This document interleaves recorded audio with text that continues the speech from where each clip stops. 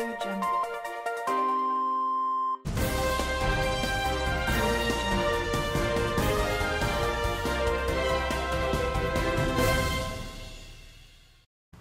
aften og velkommen. I aftens debat skal vi snakke om 50'erne. Ja, der er jo mange fordomme om, hvordan livet var i 50'erne, og hvordan familielivet var det hele. I aften skal vi blive klogere på, hvordan det hele hang sammen, og vi har eksperter, og vi er pensionister, så det skal nok blive rigtig spændende i aften.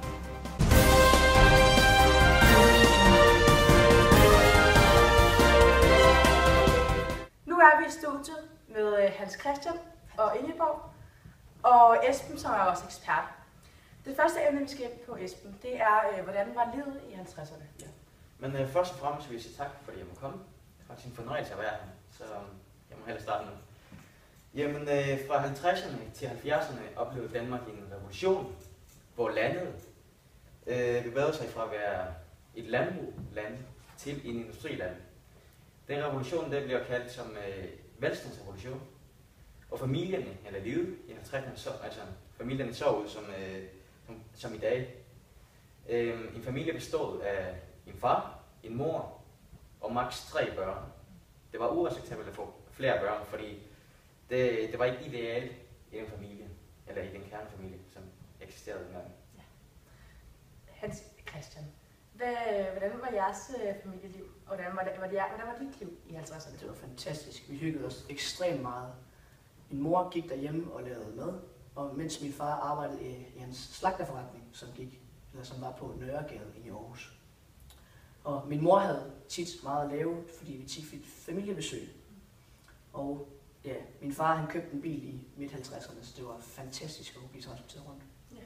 Ingeborg, hvordan var din situation i 50'erne, kan jeg spørge? Ja, men jeg vil da lige starte med at rette den unge mand derovre, fordi i min familie, der var vi 5 børn, og det var altså ganske acceptabelt dengang. Men jeg havde et fantastisk liv i 50'erne. Det var bare så hyggeligt, og der var jo ikke sådan noget utøjsomme stoffer, og der var ikke bander dengang. Det var så trygt. Det var sådan en tryg fornemmelse dengang, og familien boede lige omkring. Man havde et meget stærkt sammenhold i familien. Helt sikkert. Helt sikkert. Det var et godt liv. Det havde vi også. Livet i 50'erne var ofte en fest. Sammenkomster og andre festligheder var et hit blandt de unge mennesker. Godt nok. Det næste emne, vi godt vil ind på, det var så ungdommen. Og der er det jo så tilpas at spørge jer to. Hvordan var jeres ungdom så i 50'erne? Jeg kan starte med dig, Ingeborg. Hvordan var din ungdom? Jamen, den var jo som sagt rigtig dejlig. Der var så trygt dengang i 50'erne, og man kunne bare bruge tiden på, altså i sin fritid. Jeg gik for eksempel til spejder. Jeg var ivrig af flere for, og jeg brugte meget tid med mine fætre og mine kusiner, der alle sammen boede lige omkring mig der i Skjern, hvor jeg jo boede. Og så det var helt fantastisk. Der var selvfølgelig også det huslige arbejde, som skulle gøres. Jeg som pige skulle jo hjælpe min mor, mens drengene hjalp min far i stalden. Boede jo på landet. Men det var en dejlig tid. Det var det. Hans Christian, hvad med dig og din ungdom? Det var en spændende tid. Man gik til jazzklub, eller i jazzklub og i biografen. Og ja, men jeg som sagt spillede bare klaver, fordi jeg ville gerne lære at blive god til det. Men jeg lavede også mange lektier, jeg husker. Man satte stor pris på, hvis man lavede sine lektier dengang, og det gør man selvfølgelig også i dag. Men, og så var jeg også meget sammen med mine venner og min familie. Familielivet betød ekstremt meget for mig. Gabriel, har du noget? I 50'erne, der var 2 forskellige grupper, som blev kaldt de unge voksne dengang. Den ene gruppe, det var de fornuftige unge, altså dem, der passede på lektier og skolen, hjalp derhjemme. Og så var det nogle andre, som gik i byen, jazzbarerne, ikke var ligeglade med alt, og ikke rigtig var interesseret i at lære noget.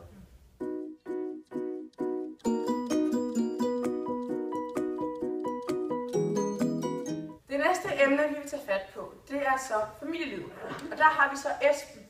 Esben, hvordan var det generelle billede af familielivet i 50'erne? Altså en familie, kernefamilie bestod af en mor, en far og maksimum 3 børn. Moren, hun arbejdede derhjemme og opdragede børn, mens far han var ude og tjene penge. Man boede normalt i en lejlighed, hvor man delte toiletter og køkken. Og børnene de gik i skole, og så hjalp de nogle gange derhjemme. De havde mere fritid, end de havde end før. Så derfor var det ikke nødvendigt at bruge så meget hjælp på børnene. Så spørger jeg jer. Ingeborg, du kan så starte. Hvordan var dit familieliv, og hvordan så jeres situation ud derhjemme? Jamen familielivet, det var bare tip-top. Altså, jeg kan jo så høre, at jeg falder lidt uden for kategori her med kernefamilien med mine 4 søskende. Og så kan jeg også se, at vi hjemme ved mig, der fortsatte vi med at hjælpe til. Og vi havde en stor gård, der skulle passes, og jeg som pige hjalp min mor med at sylte og salte og ordne kødet, og når grisene skulle slagtes og det hele her.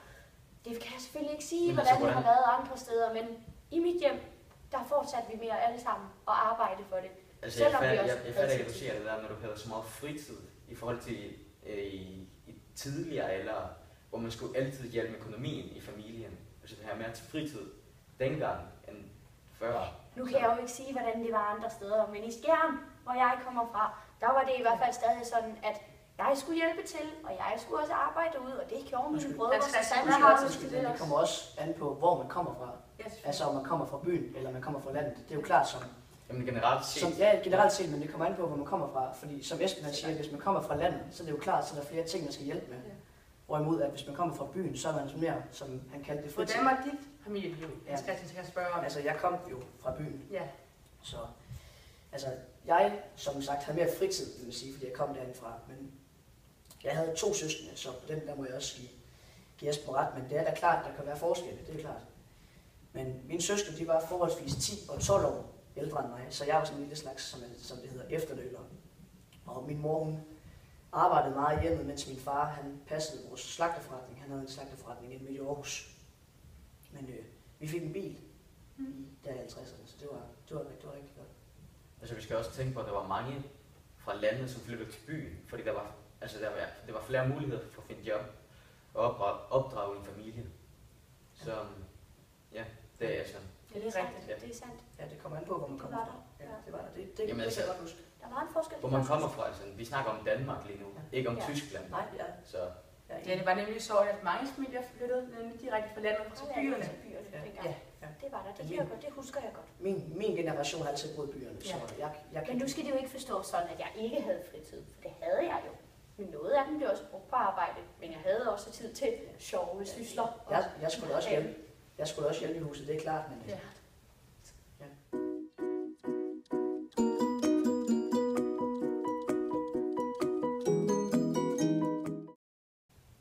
Esben, du har vist en masse arbejdsfordeling i 50'erne, du godt vil dele med os. Ja, jamen lad os nu starte med kvinder.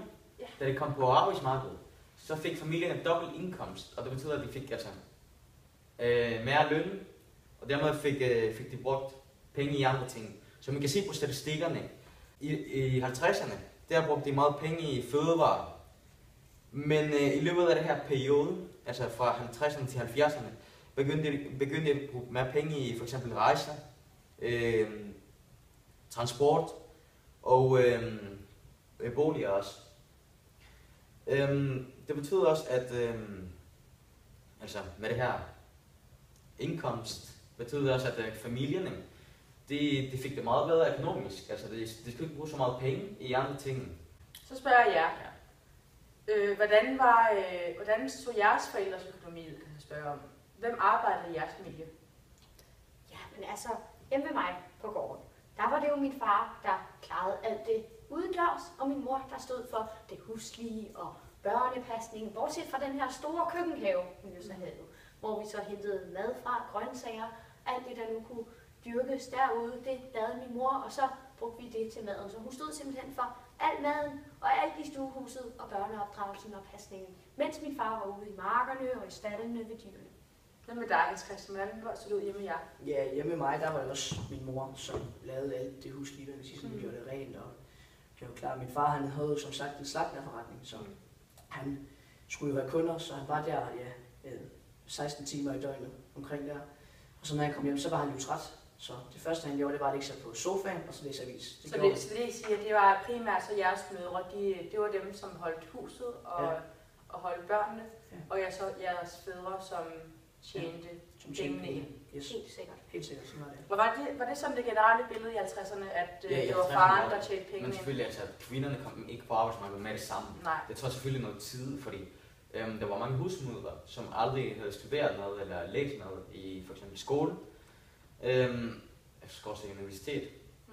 Så ja, det kunne ikke rigtig komme ud på arbejdsmarkedet. Så derfor var de nødt til at passe på børn og lave det arbejde, som de havde før. Derfor så var det også ekstremt sårbart, eller de var ekstremt sårbare, som det hedder, hvis nu for eksempel de blev skilt. Ja. Så kunne de ikke gøre så mange ting, kan man sige. Jamen, at blive skilt, det var en slags nederlag for ens personlighed. Ja. Det var ikke så godt, og det var uacceptabelt. Ja, det er rigtigt.